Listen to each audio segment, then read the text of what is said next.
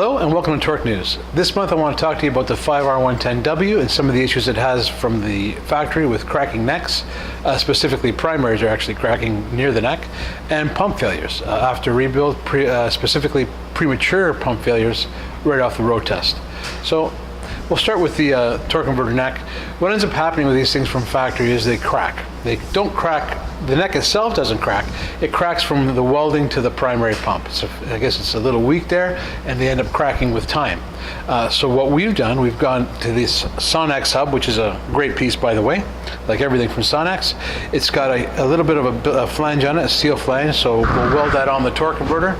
It actually makes the weld come out a bit past the weak part, it's a lot stronger, so you get a better weld, and at the same time you're reinforcing it a bit with this small miniature steel flange.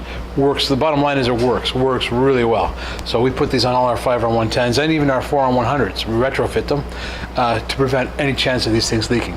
It's been a problem. So if you ever have a 5R110 come into your shop with a leak, front leak that you've never done before, make sure you don't assume it's the seal, because it's probably the neck.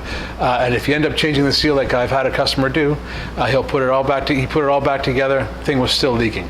And to boot, because of these premature pump failures, it ended up destroying the pump. So make sure you check that converter and that it's not leaking. We can check it for you, no problem. And you should replace it with this updated version with the updated neck. As far as the pumps failing prematurely, it's been a big problem. We've seen quite a few of them. The necks get destroyed, pumps get destroyed, gears welded right to the steel plate. They end up cracking and destroying the neck. So what causes this? Well, there's a couple things. First of all, grounds. I've talked about this a million times in the past. Anything electronic nowadays, grounds. Very important.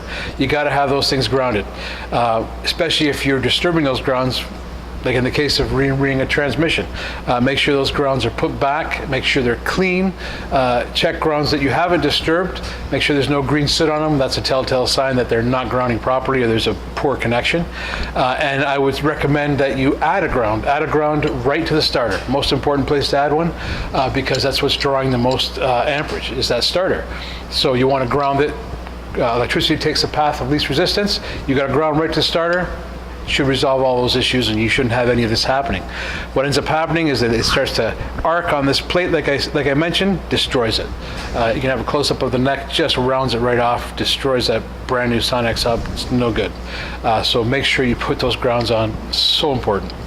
Another issue with these pumps is, well, this Trinity in particular, is that these pumps are ultra efficient. They suck oil at an alarming rate.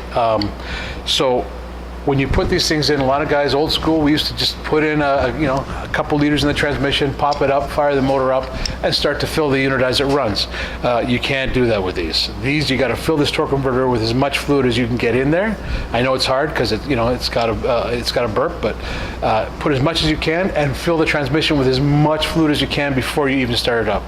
Once you start it up, I recommend you start it for 5-10 seconds, stop it, check, and then fill as necessary until the unit's full. Because what ends up happening, if you do it the old way, you'll suck that fluid right up, you'll run this pump dry, and as you know, running this pump dry for even a short amount of time, 10 seconds, this pump's fried. So it's very important that you do that. Those two things are critical. We've seen a lot of guys make this mistake, and it's unfortunate because you end up having to replace a pump and torque converter.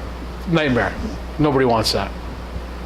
One other thing I want to talk to you about this month is the new 6L90 covers that have come in from Sonex, the billet pieces we've been waiting for forever.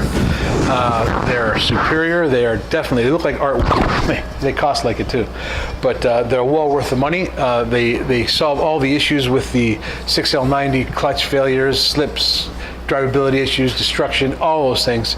This cover solves them all. So we've been using them exclusively on all our 6L90 torque converters. We don't build one without it. And if you buy a 6L90 from anybody other than us, make sure they're using this cover, because if you don't use it, it's a ticking time bomb, not something you want to do. So that's it for this month. If you have any questions or anything that you'd like me to talk about on Torque, Video Torque News, by all means send me an email at peter@converterman.com. I'd be more than happy to answer it for you if I can.